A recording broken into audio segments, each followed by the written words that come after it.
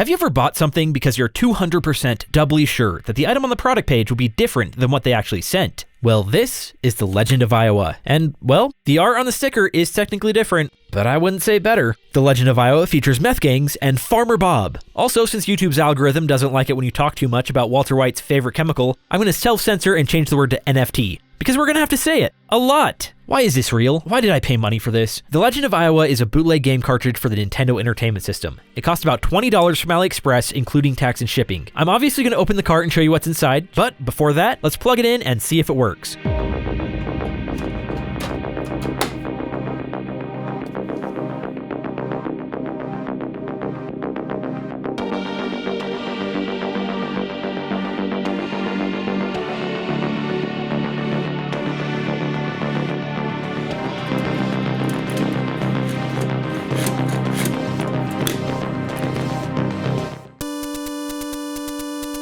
The Legend of Iowa is a ROM hack of the original Legend of Zelda, released by Dr Floppy in 2015. You play as Farmer Bob, an Iowa man in a world where supply chain issues have caused NFT artists to buy up the last of the Sudafed. Frustrated with his runny nose, Farmer Bob vows to take revenge. This hacked ROM is more than just adding color to a Game Boy game. It's a complete overhaul, featuring new artwork, new music, new world map, new puzzles, original dungeons, and even a second quest. That's a ton of work, and this game is commendable.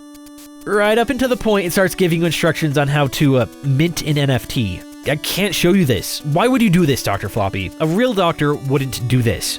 So you set your name, launch into the overworld, find your trusty pitchfork, and begin to explore rural Iowa, complete with its true-to-life pink water and purple corn. The enemies are theme-appropriate reskins of their Zelda counterparts. Octoroks are chickens, moblins are arrow-firing pigs, levers are tornadoes, tektites are bunnies, and butterflies are extremely deadly. The heart pieces are pictures of Iowa. The fairies are also pictures of Iowa. This is all sort of cute and funny. It's fine enough for the first couple minutes. But then you get to the first dungeon, or NFT lab, and it really starts to sink in that this is actually a really bad game.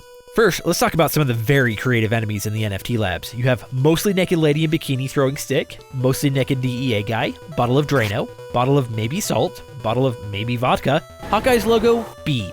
The list goes on. The music in this game is mostly 8-bit renditions of old techno or club songs. As awesome as it is to hear a chiptune version of Sandstorm, the loop gets old fast. Many of the songs are pitchy, harsh, or grating, and I really started to miss the original soundtrack. The layout of the levels is best described as illogical. For example, in the first level, you walk into this solid wall, get the map, hop down into this sewer ladder thing, and get deposited into this empty void where your only choice is to leave the level. Actually, as far as I know, there's no other way to leave this level, because whenever you enter an NFT lab, it locks the door behind you. This can be problematic. In this game, beating a level only grants you a piece of heart, or 1/4 of a heart container. By level 3, they're throwing large numbers of high-level enemies at you that can kill you in 2 hits. So you need to leave and go explore the overworld, try and get more hearts or better weapons, which as far as I could figure out, you can't easily do. You can still get back to the overworld by saving and resetting, but what's the point of making the player do that? There's also rooms that are seizure-inducing. Literally. I don't have epilepsy, but based on the year and trollish humor of this game, I think that Dr. Floppy included these rooms to deliberately try and give people seizures. There's a lot of them, I hate them, and I'm going to show you one. In 3, 2, 1.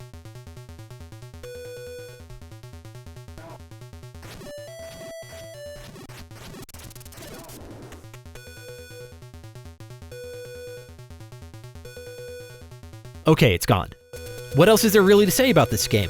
Well, instead of the Triforce, you have boxes of Sudafed. The corner is a wall, except when it's not. You can push blocks on top of other blocks, except when you can't. Pigs boost your personal finances, because piggy bank? And it makes you kill a dog by force-feeding it Coca-Cola.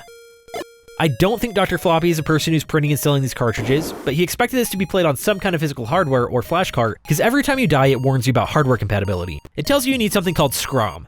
So, let's crack it open and see if we can find that skrom. Looking at the outer case, we see that the printing quality isn't the best. It's a bit fuzzy, but what do you expect from an unofficial reproduction cartridge, or bootleg? Knockoff? I'm just gonna say fake. I don't need to sugarcoat that, do I? Its label has a helpful reminder that this is for the Nintendo Entertainment System. Instead of the Nintendo seal of quality, it just has an oval with the word Nintendo in it, and in the bottom corner it says Rev A, which is hard to see. The end is also labeled The Legend of Iowa. Comparing it to an original gray NES cartridge, the plastic is actually very close. The color is maybe half a shade off. The stiffness is comparable. The label on the original says made in Japan. The fake came from China. You can see the official Nintendo seal of quality. Flipping it over the back, we see that the Nintendo copyright is gone, but they both say Rev A. The caution information is different. There's no Spanish or reference to any patent information or external documentation. Although the US patent patents are expired by now. The fake doesn't say to avoid touching the edge connectors, but funnily enough it says you should not clean it with alcohol, even though it's pretty well known that a bit of rubbing alcohol in a cotton swab is one of the best ways to clean an NES cartridge. Now, let's compare the Legend of Iowa side by side with the Legend of Zelda Gold Cart. My camera doesn't like the reflections, so please forgive the changes in exposure. They didn't copy the original artwork as faithfully as they could have. They moved the Nintendo Entertainment System line below the art, which makes the top look empty. The sticker overall is just duller, both because it isn't as bright and the art is less exciting. On the back of the Zelda cartridge, we have the same 3 game bit screws. The warning on Zelda is mostly just how to save the game. They want you to hold down reset while turning off power to the system. My understanding is that when you power off the console too quickly, it can cause a transient voltage spike, which could reset the SRAM chip. When the SRAM resets, it deletes all of your save data. They eventually fixed that design by adding a bigger capacitor to the cartridges, so it shouldn't be as big of a deal for later games, but Zelda was the first, so they were still figuring it out. Inside the fake Chinese cartridge, we have a pretty compact board. The SRAM battery is in a socket, which is handy. There's always a chance that the battery could pop out and start rattling around, but this seems to be in there pretty good. We have 6 main chips, all surface mount, 32 kilobytes of SRAM, I think this is the program RAM where game saves would live, 16 megabytes of flash memory for the program ROM. We also have a quad NAND gate, which is discrete logic. We have an Altera CPLD, a programmable logic device acting as a memory mapper. A memory mapper lets the NES talk to all this memory, but can also have extra features that the NES uses for certain graphical tricks. 256 kilobytes of Samsung SRAM, this is probably the character memory, which would hold tiles and graphics. Then we have an Atmel Tiny microcontroller, which does a bad job at pretending to be Nintendo's security lockout chip. There's nothing much on the backside, but it's safe to assume that this board is designed to work with as many different games as possible. Hopefully that's a good enough overview of what's in here. If you're totally lost, the important thing to know is that we have not found the skrom, and we're going to keep looking for it in the official Zelda cartridge. Will we find it? Stay tuned. So, what's inside the official Zelda cartridge? Again, nothing much on the back, although all of the chips are on the opposite side compared to the fake cart. We have the battery, which is soldered down. It's original and amazingly still good after 35 years. There's 5 main chips. We have the NES ZL1, which is 128 kilobytes of program ROM.